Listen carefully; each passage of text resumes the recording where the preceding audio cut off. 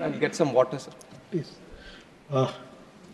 I have promised the people of this country that, ma'am, thank you. Thank you. She has always been so caring, sir. Like a mother, always. Thank you, ma'am. So, when we look deep, it is not about just creating the infrastructure, but it is about connecting them also. Now, you can spend a lot of money, you can create the infrastructure, you can create more air. Under the leadership of Modi ji, aviation is not just looked upon as how many. I also agree to a certain point that it's not about just the numbers. Numbers I'm giving to show you a picture on how much progress we have made. But if you look at the true sense on why we want to promote aviation, why we want to make it one of the best sectors in the country, in the whole world, because when we talk about aviation, we talk about tourism. When we talk about aviation, we talk about economic activity. When we talk about aviation, we talk about real estate growth. We talk about job creation. When we talk about aviation, we talk about industry. When we talk about aviation, we talk about commerce. We talk about trade. And we talk about aviation, we talk about culture. And when we talk about aviation, we talk about agriculture also. And that is why aviation is a very important nodal sector that needs to be given that push. And with this idea, sir, I'll get some water, sir. Please.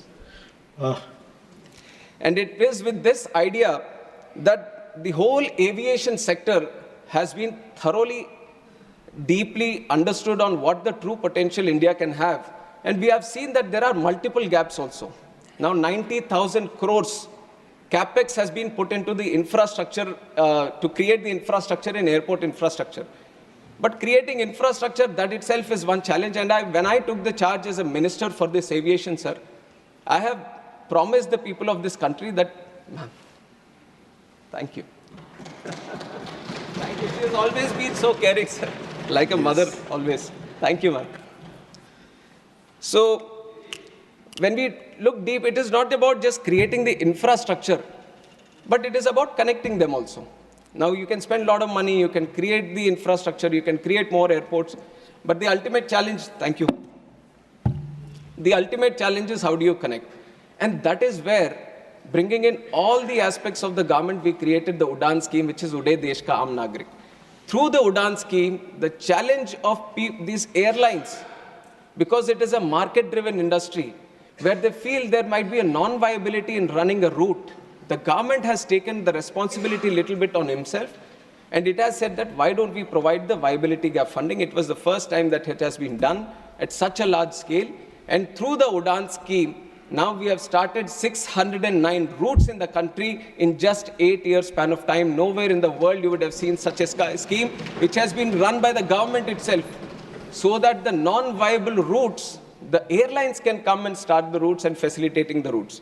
And we have operationalized 86 airports under Udan. And out of these 86 airports, 20 were underserved, but 66 airports were totally unserved. What I mean by unserved is that not a single flight was going to these airports. But that was a challenge the government has taken up. Now we have constructed the airports, but we have to start the airline connectivity also.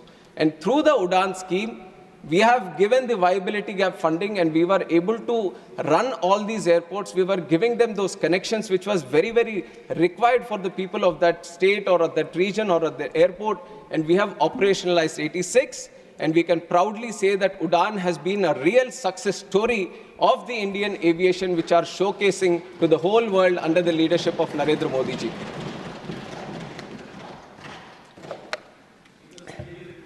And why I say the whole world, sir? In fact, in September, we have had one conference also, Asia Pacific Ministerial Conference, where 41 countries were participating, and there were stakeholders from aviation across the globe also who were participating.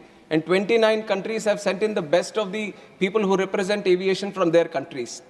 And I have heard all of them speak in that conference, and they have proudly said, the real thing that we can pick up from India today is how it has improved the domestic connectivity within the country, and how it has launched the RCS Udan scheme so that it could facilitate the regional aviation in a very big way. Because for them, most of the countries, sir, for them, the aviation becomes more of an international affair. How do you connect your country better to another country? But a lot of them couldn't crack the challenge of internal connectivity. But now with this Udan scheme, we are showcasing it to the world that a little push, a little commitment from the government, you can create wonders, and that is what we have done through the Udan scheme. And now through the Udan scheme, we have kind of addressed the accessibility. Now the other thing that I mentioned after taking charge as a minister was that I want to bring in affordability also. And I understand all the concerns that each and every member has raised regarding the airfares. I am also a citizen of this country, and I was also a member, and before member, I was also a passenger. So I know one of the challenges that the people of this country face when they're traveling, and I understand the true spirit in which people would have spoken about the airfares also.